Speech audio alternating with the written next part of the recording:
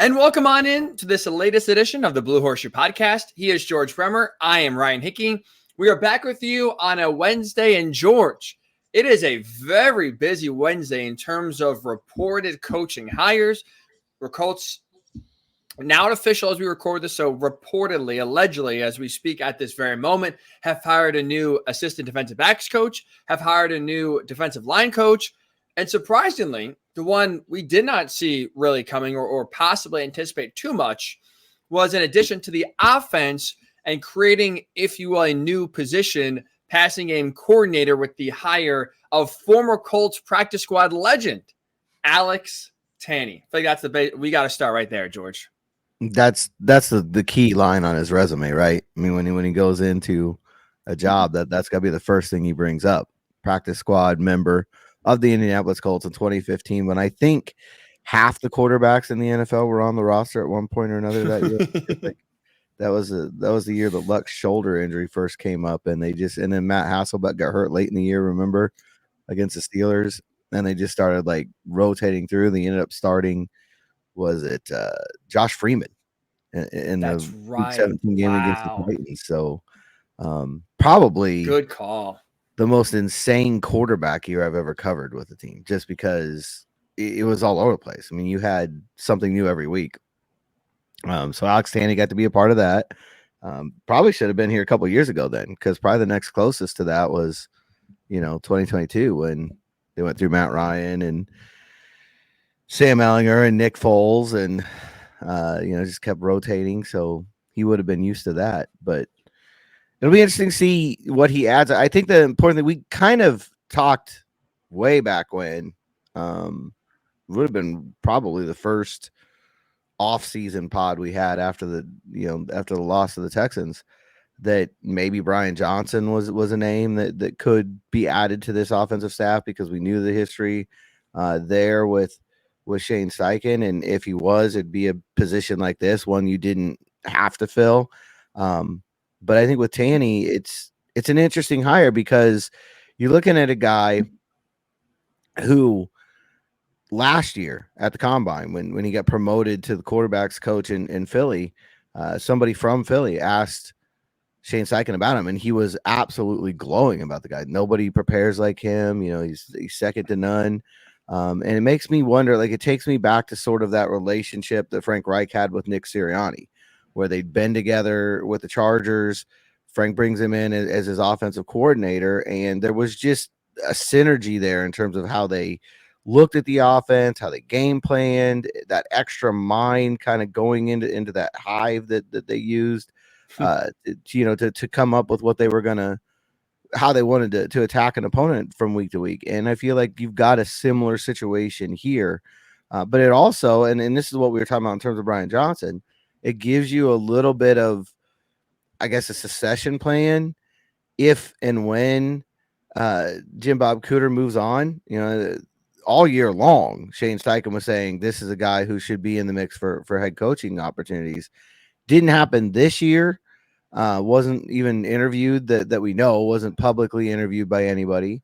But you got to figure, if this team reaches the kind of goals that it wants to reach next year, and Anthony Richardson stays healthy and has the kind of season the Colts expect him to have, that'll change quickly next year.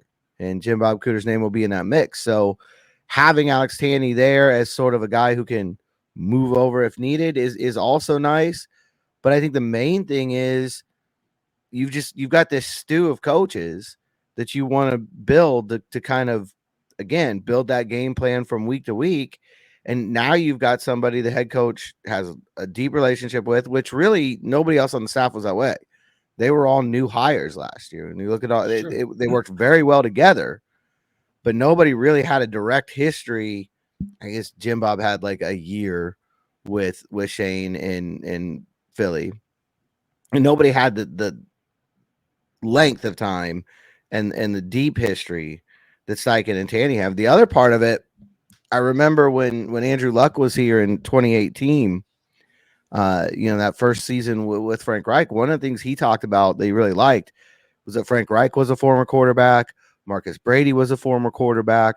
There were a lot of voices in his ear that had played the position, that saw it from the same perspective that he did. And he thought that was very helpful. Now Anthony Richardson has that with Shane Steichen and Alex Tanney, and it might be something, for a young quarterback you would think would be a boost. And two, like I said, it should help him relate when teaching and trying to break things down and understand what Richardson is thinking. I think it also too I think it gives a hint of what this offense is trying to look like. And you look what Jalen Hurts did last year, right? This year is a little different. 2023, but 2022 year where he was an MVP runner-up and took the Eagles to the Super Bowl, like his legs were a big part of the offense. But with that said, George, I mean, this is maybe a little bit of the teaching coming into it, but I don't recall a lot of times where Jalen Hurts took a lot of big hits and like left himself vulnerable to, to putting himself, unfortunately, like Richardson did this past year, at risk of getting hurt and missing time. And I think now you're starting to see what Shane Steichen, now going forward, what this offense is truly going to look like. We've talked about different teams and iterations, and could it look like the Buffalo Bills with Josh Allen or Lamar Jackson and the Ravens? I think now, like you said, with this hire of Alex Tanney coming over from Philly, where they both work together, I think you're starting to see a more, a majority of minds coming from Philly, where I'm just going to assume, George, kind of put two and two together, that it's not going to look identical. Obviously, you're going to have your own spin. You have your own certain types of players and a certain kind of quarterback. So it's not a carbon copy of the Eagles offense, but kind of using that similar blueprint for Richardson this upcoming year, I think is something that we can deduce moving forward, which again it's all Ravens, Bills, Eagles. It's all the same, right? They all have different wrinkles and all have small things. And the Colts are going to have, we've talked about that too. You have to have your own offense, right? You can't be the Eagles offense 2.0. You can't be the Ravens offense 2.0. You got to be the Colts offense and have that geared specifically to the players you have on your offense, and obviously geared towards the quarterback you have in Richardson. With that said, I think it's also interesting too, George, that Shane is not afraid, at least at this moment, of having too many voices in the ear of Richardson, which I think goes back to the overall thought of everybody being on the same page. Like we talked about diversifying thought, but we've seen plenty of organizations when there's no, whether it's leadership or true belief, like that diversity of thought can lead to confusion.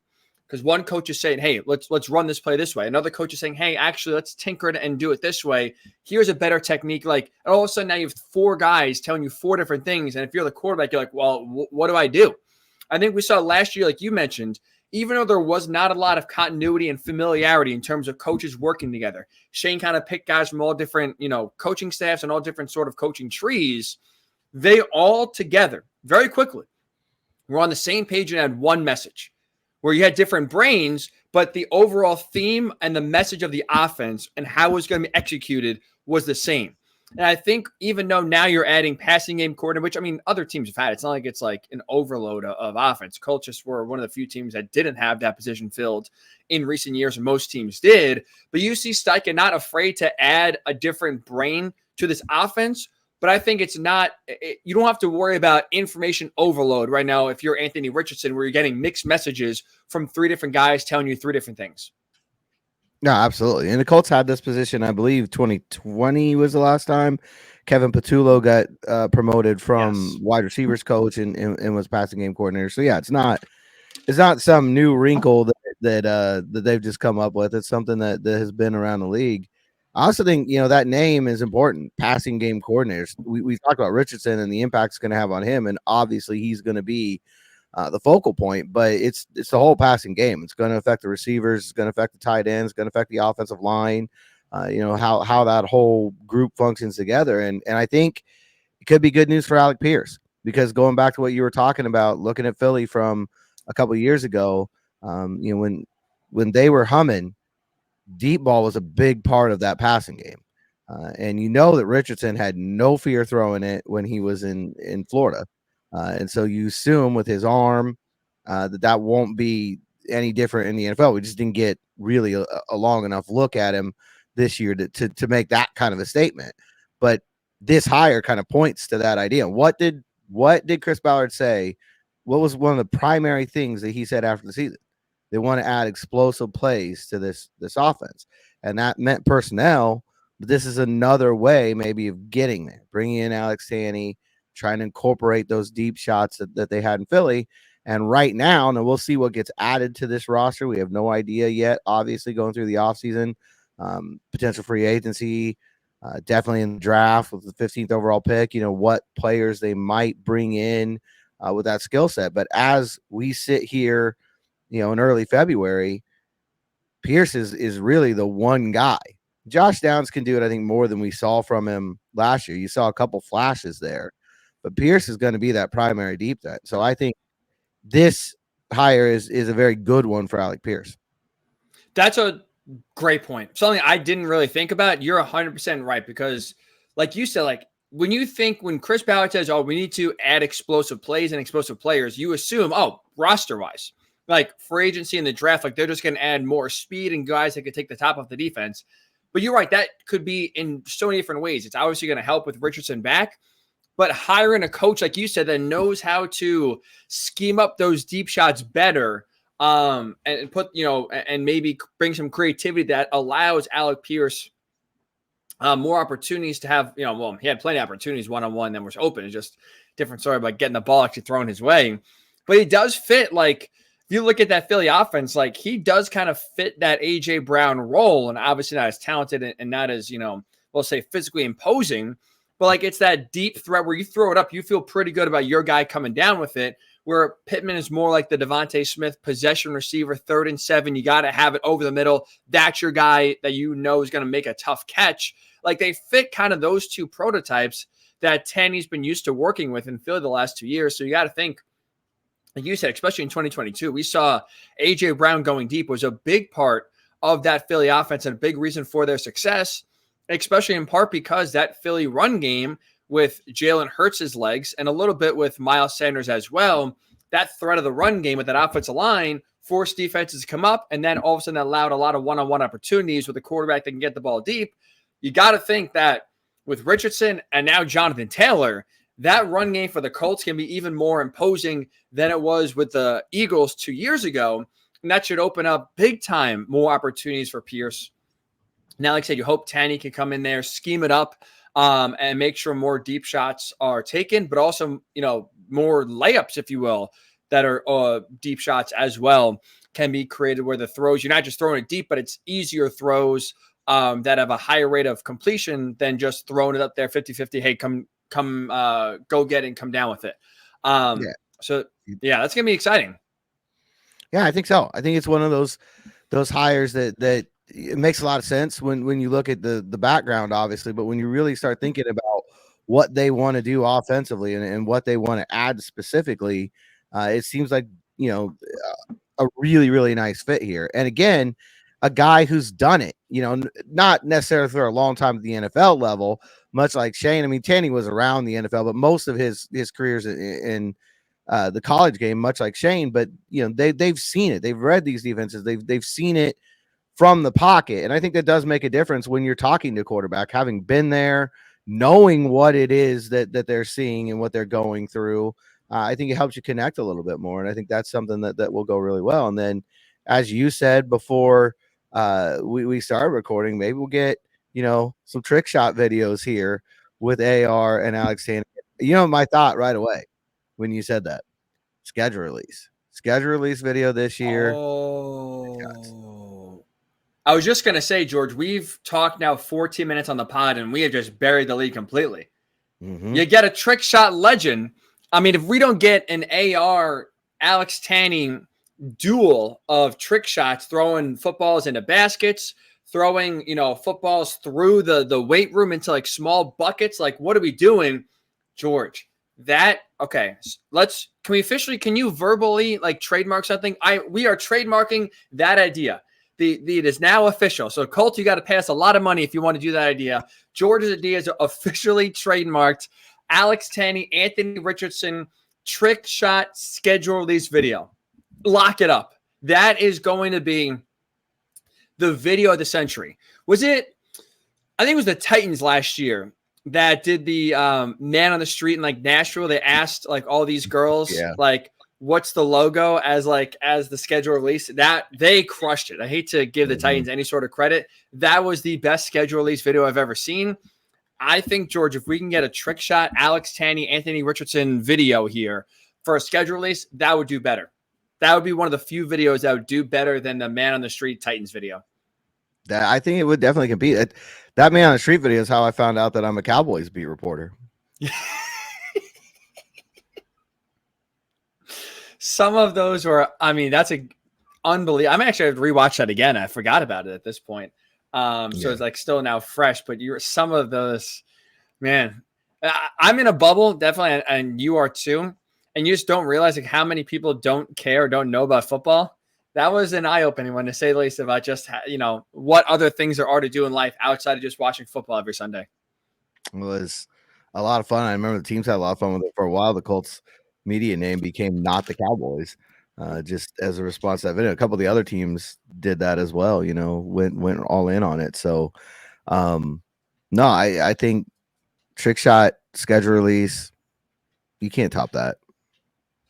So I was actually rewatching the video last night. There was one video, he had one knee down on the 40-yard line, drilled the crossbar. I mean, Richardson, if his knee is down on the other 40, George, I think he's hitting the crossbar.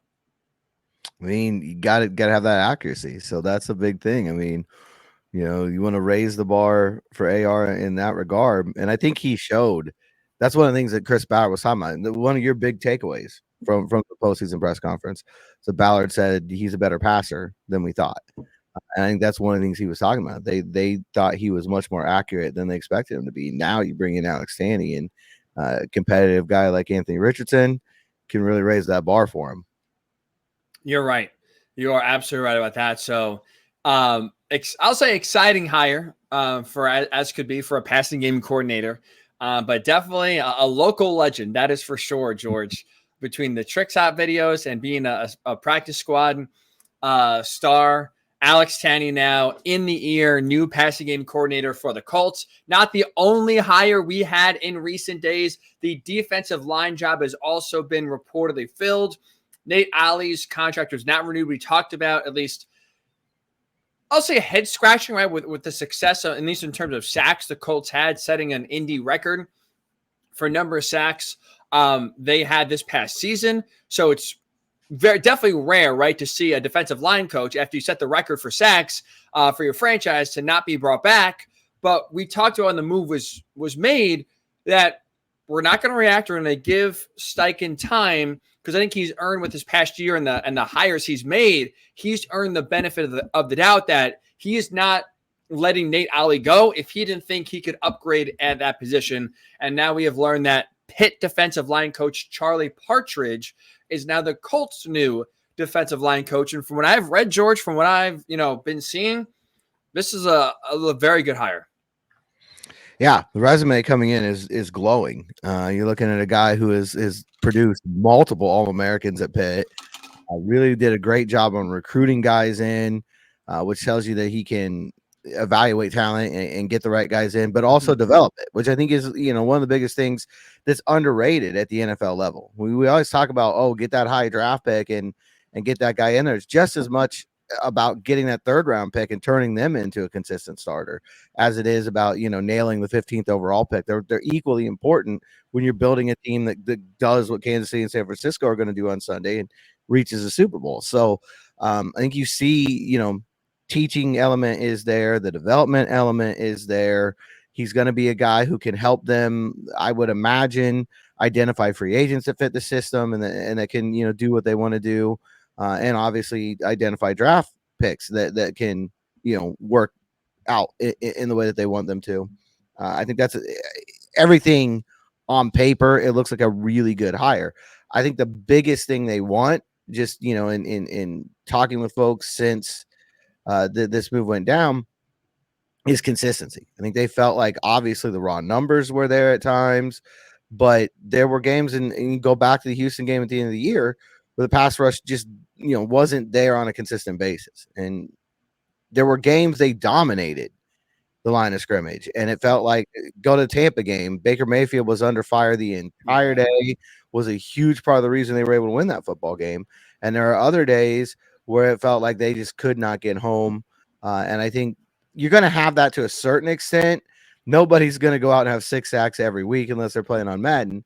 But I don't think they want to ride the valleys as much as they did. It felt like there was a lot of peaks and valleys. They were either red hot and it was like a sack on every series, or they just couldn't get home at all that day. And they feel like that consistency needs to improve. And at least on paper and at the college level, that's the thing. 28 years in the college game, this will be his first time in the NFL. So it's going to be an adjustment period, but that's a veteran defensive staff. So he's working with a lot of guys with a ton of NFL experience. I don't think that's a big concern. But everything about that resume looks like, a home run hire. And what I like too that I read that I think it kind of goes hand in hand with, like you said, with more consistency, is like his style is described as stopping the run on the way to the quarterback. And that's been another issue too, George, with this defensive line is at times, especially when Grover Stewart's out, this defensive line was getting shredded at the line of scrimmage and letting running backs go up and down the field and not getting stopped. They're one of the worst run defenses in the league this past year. And that's it too, right? Because we've seen teams that if you have some stud edge rushers, like we're going to see it on Sunday with the 49ers, they have some big time names that are, that give quarterbacks nightmares, but also because they're charging up field every single play, it's easier to run on them because there's no real gap integrity. And when you're just kind of having your ears pinned back going after the quarterback, there are plenty of holes that running backs can go through. And I think at times too, that's kind of a little bit of an area that plagued the Colts. So I do like the fact that too, that's also another focus of, hey, we're going to stop the run, but we're going to stop the run as also we're getting pressure on the quarterback. That's going to be a big focus here going forward in 2024. And definitely an area of improvement for sure. Again, after being one of the worst rush defenses in the league this past year. And it goes back to, again, the Tampa game, those outside runs that you saw break out. A lot of that was exactly what you're talking about. They're getting through. They're beating that offensive line all day long, but then they're not holding that gap integrity. And Bucks were able to bust a couple runs. Cincinnati did it to them. They actually game planned for it, to try to do that. And so did Atlanta. So I think those are certainly, you go back to those losses and you wonder, hey, if you defend the run better against Cincinnati, a screen game really against Cincinnati, but that's sort of an extension of the run game. And they were taking advantage of that aggressive nature, that defensive front, and defend the run better against Atlanta. Maybe you're in the playoffs this year. So, and that's not to take anything away from Nate Ollie. I think he obviously, his 2 seasons here were 2 of the top 3 seasons in sack totals in Indy history, because they were runner up his first year and then obviously set a new record this year. So 2 of the top 3 sack seasons ever were while Nate Ollie was here. So I don't think it's a situation where he was just a complete and utter failure. I don't think we want to paint it that way. But I think they do feel like this is an area, and it also goes to Shane's attention to detail. I don't think he's not a guy who's going to let things slide. I think if we learned anything in year 1, that's at the top of the list. And so if he feels like there's a chance to make this team better, he's going to do it. I think that'll extend to personnel as well, but we won't really see much of that until, we get into March and April and free agency and the draft and see the moves they make there. And I mean, I'm going to assume we'll see, like I said, in a month or so, but I'm going to assume that defensive line is going to stay intact. I believe at least Grover Stewart will be brought back. We'll see. But, Kwity Paye, Samson Ebukam, DeForest Buckner, obviously those 3 guys going nowhere. But I like the point about development you brought up before about Partridge being a college coach up to this point, because that is, like you said, that's one of the most overlooked areas of just football in general, right? Because college too, it's, what's your recruiting rankings? Like what kind of star did you get? Oh, you got a 5-star. Awesome. Let's go. And there's an assumption that 5-star will walk right in and just doesn't need coaching and just be a stud. Well, a lot of these kids, whether it's an 18-year-old freshman, a 22-year-old senior, or a 30-year-old, 10-year vet in the NFL, they still need development. They still need coaching. And I like the fact that Partridge has been a guy at Pitt that has, like you said, not only recruited well, but developed and got his players better each and every year. And you got to think, because on paper, look, Kwity Paye, had a really solid season. Ebukam in year number 1, a really good year. DeForest Buckner is one of the best, defensive tackles in the league. And same with Grover Stewart. It's not like you're taking a raw, inexperienced group and saying, okay, let's just develop them. There's a lot of talent in that defensive line room, at least with the starters. And so you got to feel confident that Partridge is being hired in part to take those guys to the next level, and also their backups, develop them to be even better, so that I don't think, I could be wrong, I don't think Grover Stewart's going to get popped again for another PED bust. I hope not. At least he's smarter with what he's eating, or just smarter decision-making in general. But if an injury goes down or whatever, like their replacements, the gap is going to be closer between the starter and the backup than we've seen on this defensive line that has been a little top-heavy in recent years. You got to also think, too, this is going to improve the depth for the Colts, that if they have to go 2 deep at each position, even maybe 3 deep, that you're not going to see a drastic drop-off that is just a death knell for a game or for a season. Yeah, and that's what they've been going for, since Chris Ballard got here. They have that 8-man rotation. They're probably as close to that this year as they've been in any year under him, but they've never really gotten all the way there to have that wave after wave that Philly had, going back to, again, Shane Steichen's roots. Philadelphia, when they made the Super Bowl run last year, it was all about it felt like everybody they brought into the game was a new pass rusher, and they had fresh legs in there the whole time coming after the quarterback. That's what the Colts want to do. And I think they feel like Charlie Partridge is a guy who, like you said, can help them get there by making sure that the drop off from that starter to the next guy is not that deep. And it also, you never know what's going to happen in free agency. If they can't bring Grover Stewart back for some reason, this is a guy who theoretically can help them find a replacement.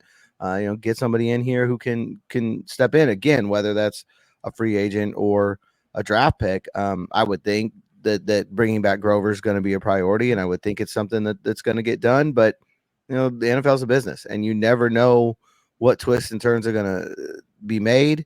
And these moves don't happen in a vacuum. Sometimes something else you do, makes it impossible to bring somebody else back, because now the money has to go somewhere else, or whatever else might happen. So I do think this hires with the idea of he's going to find and develop talent on that offensive line or defensive line and help them win on that side of trenches. Because when you go back to the games where the defensive line was dominant, this team was flying, and so if you can get there on a more consistent basis, that's how you win a division title. That's how you host a playoff game. And that's how you start talking about things like, playing in Super Bowls.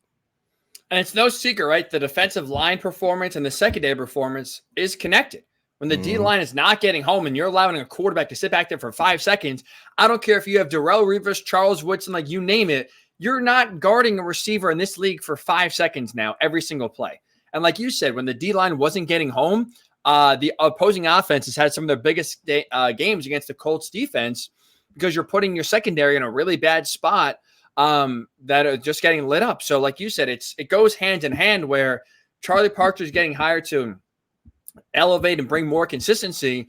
Well, that hiring is going to hopefully help still inexperienced secondaries. A lot of those guys take a big step into year number 2 now, and hopefully improve and get better. It goes hand in hand. And like you said, consistency up front can then lead to consistency on the back end, which should lead overall, George, to this defense in 2024, bare minimum, being better than it was in 2023. We won't say top 10 or anything like that, but not being bottom 10 is where we'll start. No New Orleans games, right? I think that's the one that you want to get completely wiped off the ledger. And even, there were times early in that Houston game, some of the starts they had in general, where teams would early on come down the field and rip them apart. There's a lot of things that they can improve on the defense side. I'm breaking news there. Everybody's well aware Gus Bradley is not the most popular guy in the city of Indianapolis right now. But I think this is a step in the right direction where they need to go. And obviously they feel that way. That's why they've made this hire. So it'll be interesting to see how this one works out, because I think it's one of those hires that on paper, he checks every box. That he does. And again, too, I like the fact that Shane specifically is not afraid to go outside the box and going to the college ranks to go get a defensive line coach. It's not, someone he's worked with before. It's not like just a generic. He's turning over every single rock to truly look for the best guy that fits the role they are trying to fill. And so I love the creativity. Again, we saw guys like Tony Sperano as well last year. Like Shane is not afraid to go out and hire people that he's not familiar with, but if they interview well and they profile the way that you want the position to look, he is absolutely willing to make that hire. And so far, like we said, to the first year now going into offseason number 2, no reason to doubt him, right? Everything has checked the box. He's passed with flying colors so far. That's been really exciting to see and really good to see so far as well. So Alex Tanney hired as the passing in quarter. That news came down, or that report came down Tuesday night. Earlier this week, Charlie Partridge from Pitt now is the new defensive line coach for the Colts. We also got some good news, George, and that's the fact that owner Jim Irsay is on the mend. And how do we know he is truly healthy? Because he's back on Twitter. The surest sign possible, isn't it? That might be the most on-brand thing for Jim Irsay, that the news that he's feeling better and that this has taken a major turn in the positive direction came directly from his Twitter account, which is the only thing missing, George, was excited to where's the Super Bowl next year? I think it's New Orleans. The only thing missing was can't wait to be in New Orleans this time next week, getting ready for the Super Bowl. And no emojis. I think that's the other, you got to have the emojis in there, but so he's not all thumbs up, no football emoji. That tells you that he's not all the way back. There's still a little bit of recovery that needs to happen. But no, in a serious note, that was a scary situation. I think everybody understands. You start hearing things like congestive heart failure, which has come out, since his hospitalization. There was a lot of concern in the building about, what way this was going to go. And now seeing it sort of make this positive turn, that's huge. That's not a football thing. That's a human thing. Massive good news this week for this football team. And I think it's going to, put everybody in a really positive frame of mind as you can now start focusing on the roster and all the offseason mechanics that have to happen, and not worry so much about at least the immediate health of your owner. Right. Obviously, first and foremost, right, you're happy for Jim Irsay, the person that, still a young man, right, in his 60s with a lot of life to live, who, it desperately wants another Super Bowl to see at least. So it's good that he is, like I said, back trending in the right direction, and that he's going to be okay.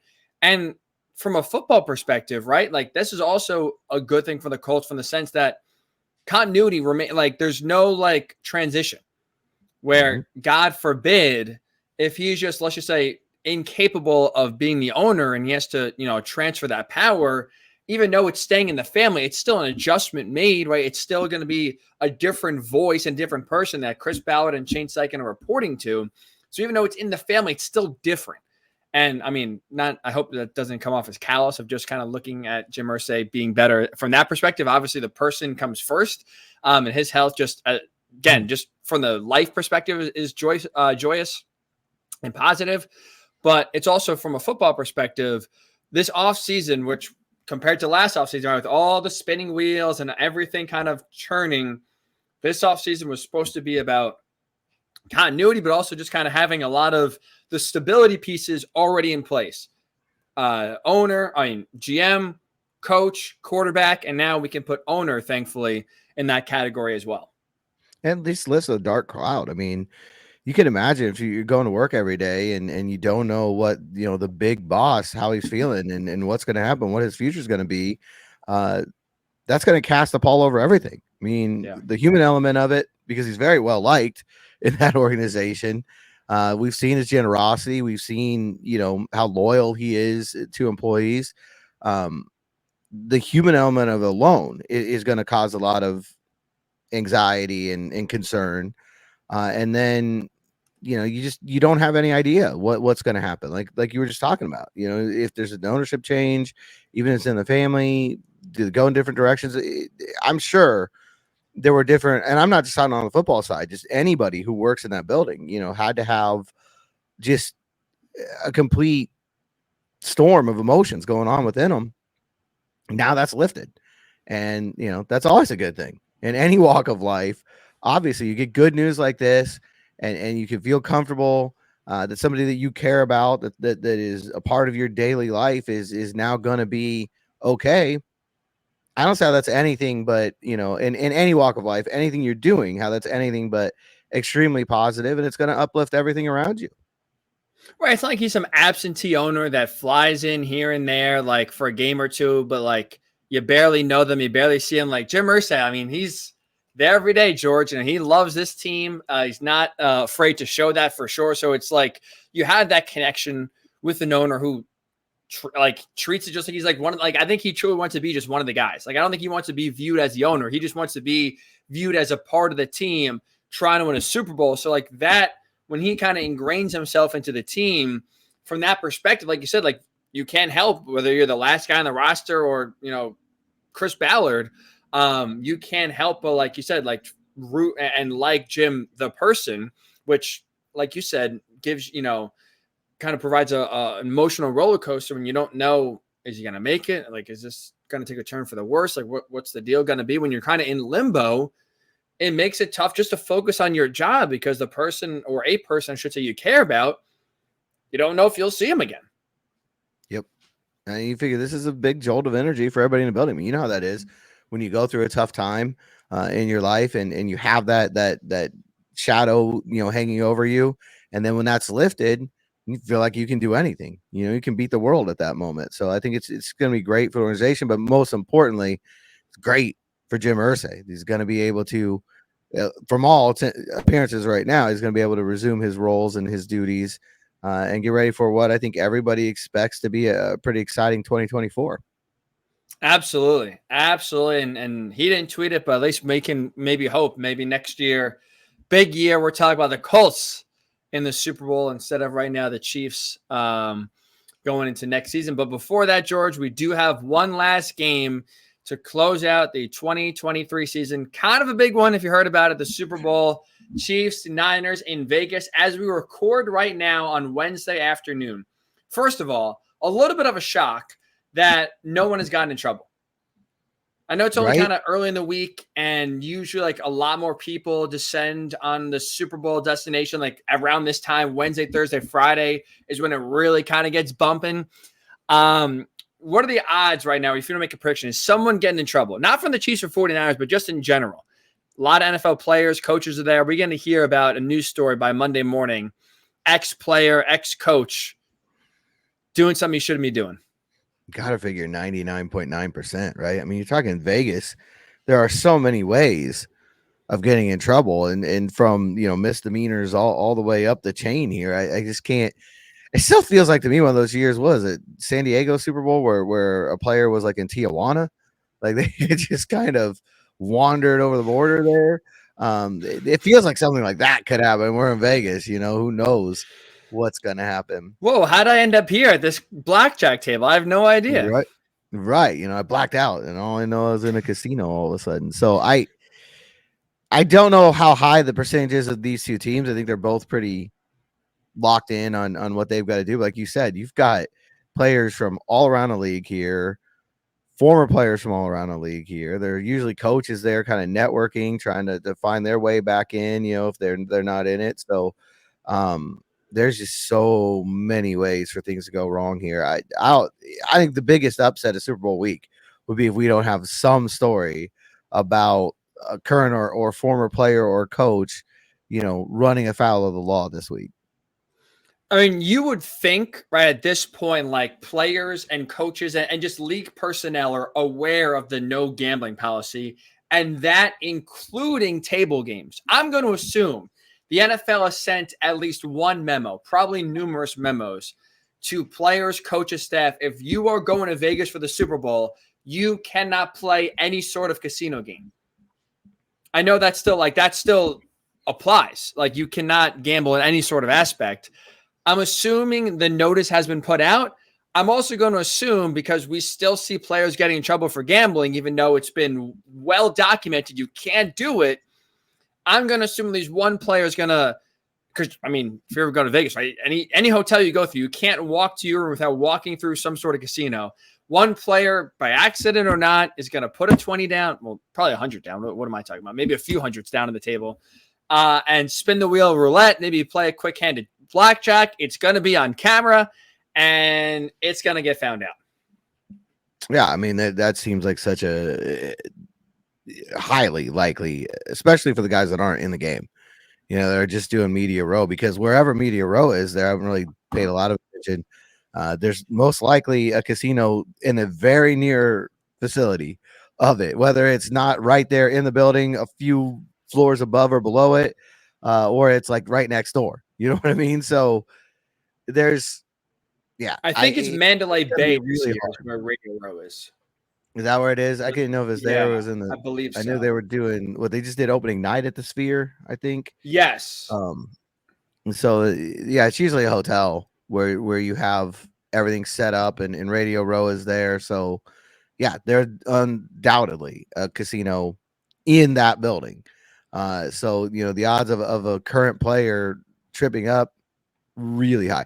I'll tell you who I would not want to be NFL team security this week. I mean, all 32 of them are probably just pulling their hair out. They need Big Dom just overlooking everybody there. The Eagles. I mean, that's a dude where if I look and he says, "Hey, get your ass out of there," I'm leaving. Whatever it, I am listening to Big Dom. You're right, but team security, there's not enough bodies right now to make sure that everyone that is going to be in town is behaving themselves and doing, or staying away from what they shouldn't be doing. This is going to be. I'm sure every team is right now counting down, not just to the Super Bowl, just to get all this. I mean, this week is ridiculous. Personally, for me, I'm not I could do without it, but I'm sure they're just counting down to just, okay, it's over. Everyone's out of Vegas. No one's gotten in trouble. All right, deep breath. Now we can actually get on with our off season. Really quick side note here. This just cracked me up. Speaking of gambling, did you see this story this week? So the Jaguars employee that stole, what was it, like $20 million? Did you see that he lost like 99% of it? Gambling with FanDuel, and then the Jaguars had the gall to call up FanDuel to basically be like, "Hey, that $20 million you took from our employee that was stolen, we'd like it back." I would have loved to have been a FanDuel like customer service agent on the line. You pick up the phone. Hey, this is the Jacksonville Jaguars. $20 million was used on your website by employee who stole it. We'd like that money back, please.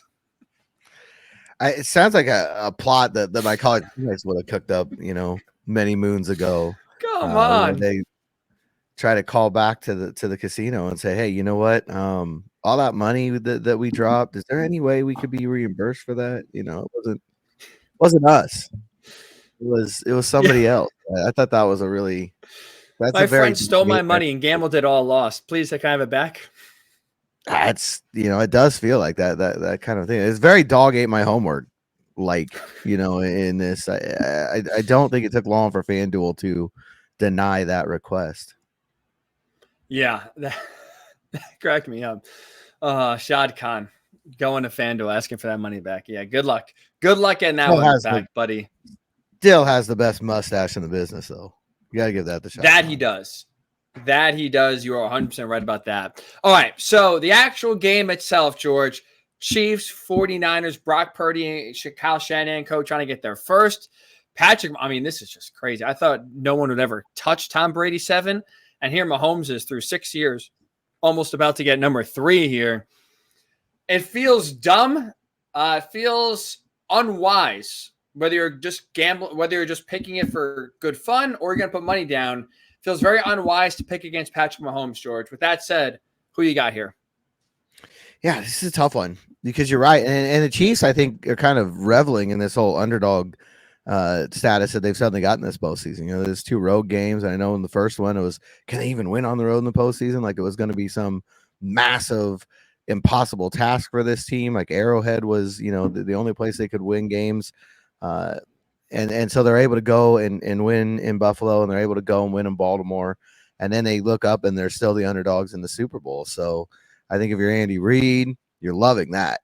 You very seldom are in a situation where you have the accomplishments that the Chiefs have, and you can honestly say no one believes in us, at least in the desert right now. But San Francisco does have that blueprint. I mean, the teams that caused the Chiefs trouble during this run, mostly in the regular season, because really the only team that ever beat them in the Super Bowl was Tampa Bay, and we know that was another huge performance by Tom Brady and that defense. But they've got those sort of elements. I mean, you look at the blueprint to beat Kansas City since Patrick Mahomes got there, you got to be able to run the ball. When we think San Francisco is going to be able to do that with Christian McCaffrey, there's no question about that. And your defense has to be able to harass him the entire day, get in his face. You go back when the Bucs beat him, they were hitting Patrick Mahomes on every snap of that game. He was never comfortable. He could never step into a throw. San Francisco has a defensive line that can do that. In fact, they did it for 3 quarters the last time they played them. But I think they learned from that one, you got to do it for all 60 minutes.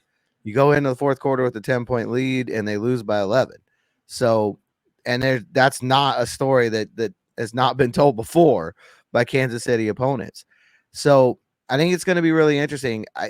The one stat that I saw, and this is the only thing I can hang my hat on, because I've been going back and forth for 2 weeks on this one since the matchup came up. You're like, well, I think McCaffrey's the MVP, and the Niners win the game because Kansas City can't answer him, and San Francisco's defense gets a few too many stops. And then on the other hand, you think, well, Patrick Mahomes, like you just said, you don't bet against him in the big games. He's going to find a way. Travis Kelce's going to have 11 catches and 100 odd yards again, and they're going to come out of here with a victory. I just saw the other day, this is the 4th time that there's a Super Bowl rematch, and it's the same 2 head coaches as the first meeting. In the previous 3 meetings, the same coach that won the first time won the rematch. So that is why I'm going to go with Andy Reid and Kansas City on Super Bowl Sunday. That's a crazy stat. That's something that just you would think it would even out, but you're right. It has not. It has absolutely not. I'm going the 49ers in part. I like how they are built to me is what I want the Colts. Like I want the Colts to be built and following a similar path as the 49ers. So from just a sense of just I have been I have been rooting for the Niners to succeed for a while now. I like Kyle Shanahan. I like the way John Lynch has approached building this team. I don't personally understand the hate towards Brock Purdy, so I've gravitated and been a big Brock Purdy fan. I know you shake your head. I'm with you. I don't really get it. Feels just a lot of jealousy and hate just to hate going on with Purdy and how he plays. But you said it before. San Francisco is built to run the ball. Christian McCaffrey is the best running back in the league. And the Chiefs defense for 3 quarters against the Bills got absolutely toasted in the run game. And the Ravens, I don't know why they stopped running the ball, but when they ran the ball, they ran the ball for over 5 yards a carry in the game. I guess at this point 2 weeks ago, they just didn't run the ball whatsoever. I don't know why. So you can run on this Chiefs defense. I think the 49ers will, and unlike the Ravens, won't stop doing it.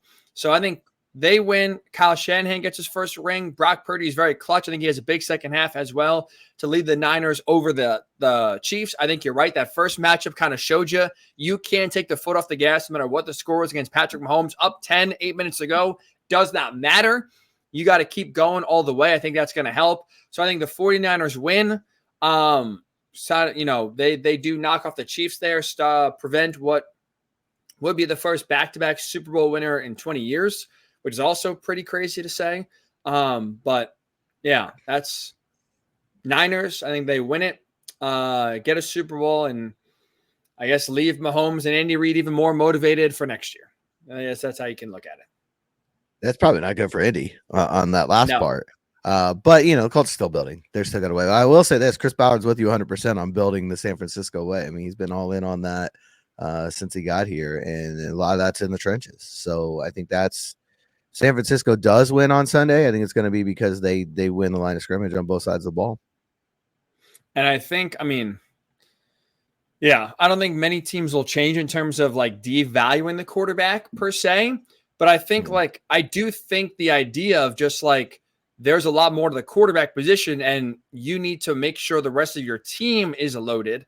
I think more and more teams start have to realize that instead of just, we suck, we're going to tank, we're going to get a quarterback and hope he can save us. Feels like the Panthers did that with Bryce Young. So far, swing and a miss. Some cases, like with Joe Burrow, it works. With Josh Allen, I would even argue there's a little bit more stability there. But in rare cases, it works. More times than not, successful quarterbacks are because when they're put in a position to succeed, or when they're drafted, so they are put in a position to succeed. And look at Mahomes. Mahomes, when he was drafted at Kansas City, Day number one is a starter. Hall of Fame head coach, Hall of Fame tight end, Hall of Fame wide receiver.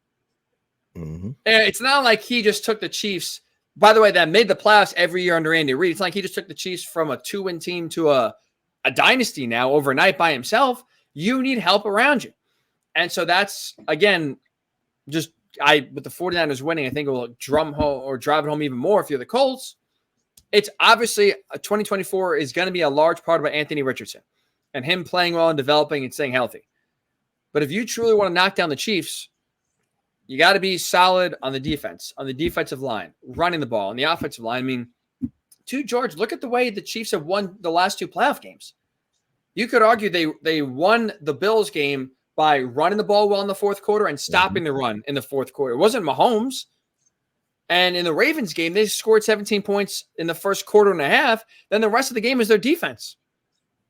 So it's like they won these last 2 playoff games, not with Mahomes being a superhero, but because other parts of their defense stepped up and other parts of their team stepped up to make plays. That's how you get to where the Chiefs are, where they are now in their 4th Super Bowl in 5 years. It's not just about the quarterback. It helps, but you need other contributors around him. And that's, again, why I've been a Ballard guy, because I think he understands that and tries to execute it. We swung and missed times, don't get me wrong, and there's been some picks and moves that haven't worked. But I think he definitely understands that it's more than just the quarterback to win. I don't think some teams like the Bills, frankly, understand that, because every year we see Josh Allen have to do it by himself. That's, I think, one area we could feel good about going forward with this Colts team is they're going to try to build themselves more in the eye of the 49ers than they will, let's say, in the eye of the Bills, where it's all lumped on your quarterback. When you're great, we're winning games. But if you struggle, we don't have another way to win. And that's, to me, the right way to win. It's never about one guy, right? I mean, how many times have you heard that from Chris Ballard's mouth? It's never about one guy. It's never going to be about one guy. And that's exactly what he's talking about. It's never always going to be on the quarterback because, that guy's got to make plays. And he's got to be able to come through in really difficult situations. But he can't do it by himself. And you see that throughout the league. I mean, Justin Herbert can tell you right now that you can play as well as quarterback out there, and it might not be enough if you don't have everything else around you. So San Francisco has done that better than anybody in the NFL. I don't know if there's any question about that. Everybody you talk to will tell you this is the best roster in the National Football League. And that's the Purdy hate.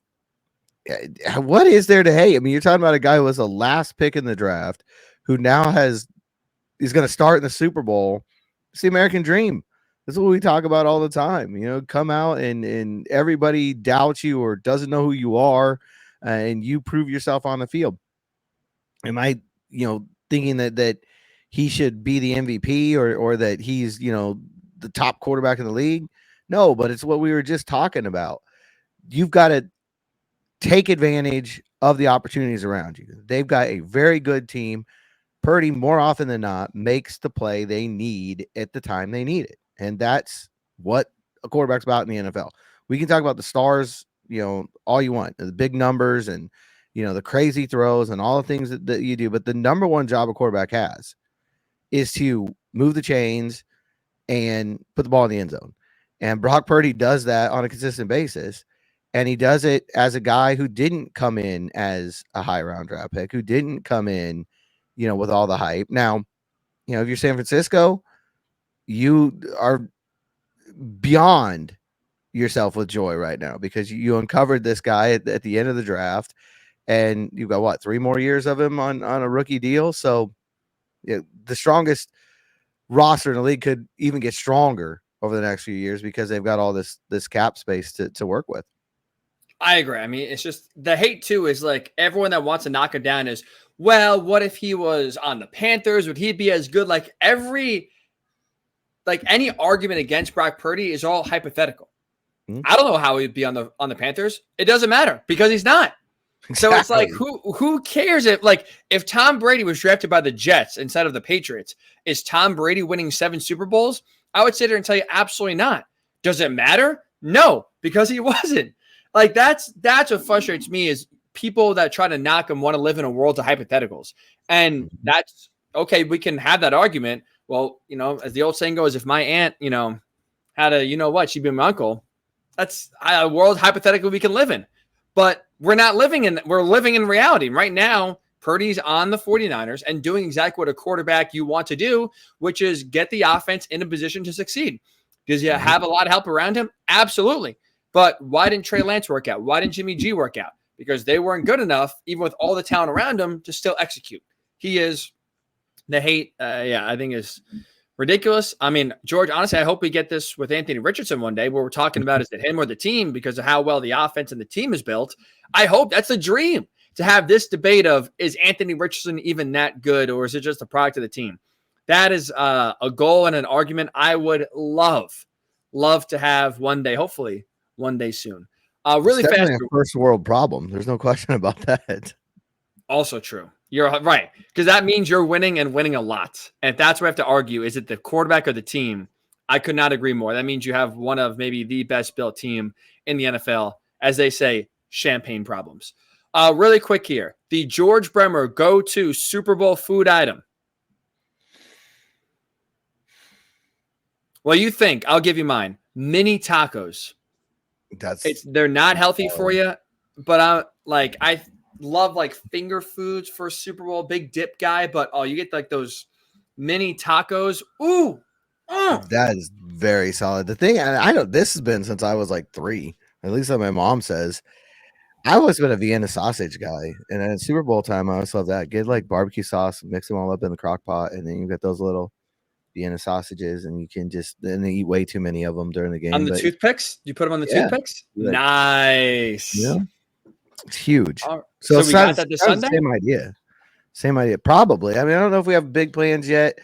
Unfortunately, my wife's out of town on a work trip, so she's in Denver, and she won't be back until Sunday. So we don't have as many plans right now as we normally would, but she's going to be back in time for the game. And, it's always, I love Super Bowl Sunday because as soon as the game's over, it's reset time. Everybody's 0-0 again, and you're ready for the 2024 season.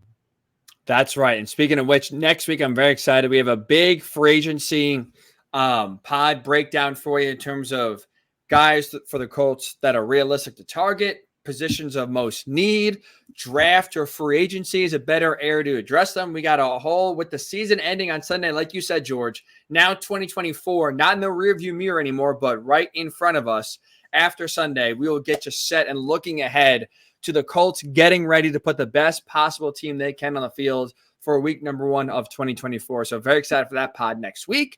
Make sure you do subscribe wherever you do get your podcasts, Blue Horseshoe Pod, and also on YouTube, as well as where you can stay up to date with everything with this pod. Enjoy the rest of your week. Enjoy Super Bowl Sunday. We'll talk to you next Wednesday right here on the Blue Horseshoe Pod.